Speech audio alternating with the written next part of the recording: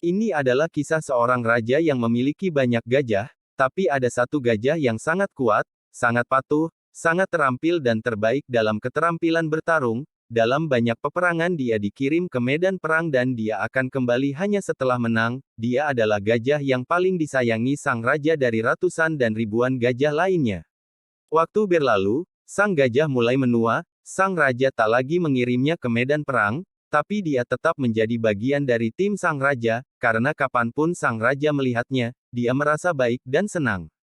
Suatu hari gajah pergi ke danau untuk minum, sesampainya di danau kakinya terperangkap dalam lumpur, dan dia mulai tenggelam ke dalamnya. Dia terus mencoba menarik dirinya keluar dari lumpur itu tapi tidak bisa. Orang-orang di sekitar tahu bahwa gajah itu dalam masalah dari suara teriakannya. Kabar ini juga sudah sampai kepada sang raja. Terjadilah kepanikan, karena semua orang tahu gajah itu kesayangan sang raja. Sang raja sampai di sana, semua orang berkumpul dan melakukan berbagai upaya untuk mengeluarkannya.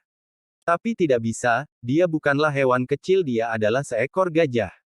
Sementara itu seorang mantan menteri tua dari istana raja kebetulan lewat. Setelah memahami situasi, dia berbicara kepada sang raja dan menyarankan agar memainkan genderang perang di sekitar danau. Semua orang yang mendengar merasa aneh, namun begitu genderang perang mulai berbunyi, ada perubahan perilaku gajah yang sedang kesulitan. Gajah perlahan berdiri dan menarik dirinya sendiri keluar dari lumpur. Semua orang terkejut. Tidak ada kekurangan kemampuan fisik pada gajah itu, hanya butuh menanamkan antusiasme yang diperlukan dan semuanya terselesaikan. Maka dari itu, untuk mempertahankan antusiasme dalam hidup sangat perlu, karena manusia memelihara sebuah pemikiran dengan tujuan dan pola pikir, jangan membiarkan putus asa mendominasi. Sekarang mengapa saya menceritakan semua ini kepada Anda?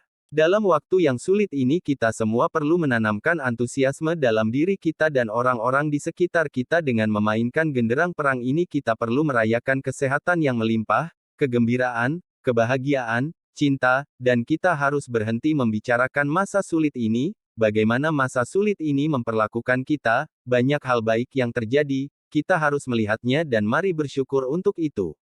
Terima kasih.